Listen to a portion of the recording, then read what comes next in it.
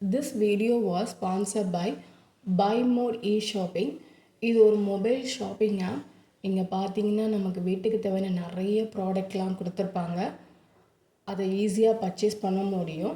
இந்த ப்ராடக்ட் எல்லாமே நல்லாவும் இருக்குது. நானும் இதில் பர்ச்சேஸ் பண்ணியிருக்கேன். இதோட லிங்க்கை நீங்கள் தெரிஞ்சுக்கணுன்னு ஆசைப்பட்றீங்க அப்படின்னா என்னோட டிஸ்கிரிப்ஷனில் போய் பாருங்கள். ஹாய் குட்டீஸ், எல்லோரும் எப்படி இருக்கீங்க? நல்லா இருக்கீங்களா? இன்றைக்கி நம்ம இந்த வீடியோவில் என்ன பார்க்க போகிறோம் அப்படின்னா ஸ்பேரோவோட டயக்ராம் தான். அதுக்கு முன்னாடி ஒரு குட்டி இன்ஃபர்மேஷன் தெரிஞ்சுக்கலாமா? வாங்க. ஸ்பேரோ அப்படின்றது சிட்டுக்குருவி. இது தற்போது அழிஞ்சு வரக்கூடிய இனம். இதோட அழிவுக்கு காரணம் என்ன அப்படின்றத பின்னாடி பார்க்கலாம்.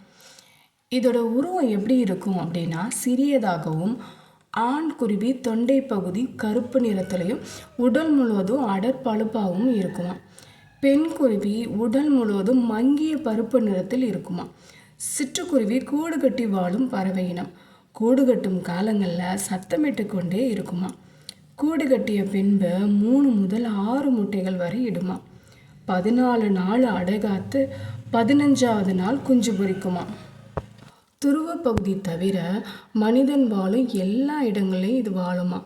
இமயமலை தொடரில் கூட இது 4000 மீட்டர் உயரத்தில் கூட வாழுமா. இதோட உணவு பார்த்தீங்க அப்படின்னா தானியம், புழு பூச்சி, மலர் அரும்புகள், இளம் தளிர்கள், தேன் போன்றவையாம். இதோட வாழ்நாள் பார்த்தீங்கன்னா 10லேருந்து 13 ஆண்டுகள். இது ரொம்ப ஸ்பீடாக பறக்கும். அதனால தான் வேகமாக போகிறவங்கள பார்த்து சிட்டா பறந்துட்டான் அப்படின்னு சொல்கிறாங்க. இப்போ சிட்டுக்குருவி அழிந்து வருது அப்படின்னு பார்த்தோம் இல்லையா? அதோட அழிவுக்கு காரணம் என்ன அப்படின்னு பார்த்தீங்கன்னா ஃபர்ஸ்ட்டு பூச்சிக்கொல்லி, செகண்ட் பார்த்தீங்கன்னா நவீன கட்டிடங்கள், 3வது செயற்கை வேலிகள், 4வது உணவுக்கும் இருப்பிடத்திற்கும் சிட்டுக்குருவிகள் மற்ற பறவை இனங்களோட போட்டியிடுறதுனால அது அழிஞ்சு போதான். அவ்வளோதான் குட்டீஸ். இப்போது நெக்ஸ்ட்டு உங்களுக்காண்டி ஒரு கொஷின் இருக்குது. அது என்னன்னு பார்க்கலாமா? காக்கை குருவி எங்கள் ஜாதி அப்படின்னு சொன்னவர் யார்? ஓகே குட்டீஸ், இப்போ எல்லோரும் ஒரு குட்டி இன்ஃபர்மேஷன் தெரிஞ்சுக்கிட்டிங்களா? இந்த இன்ஃபர்மேஷன் எல்லாமே தமிழ் 6th புக்கில் இருக்குது.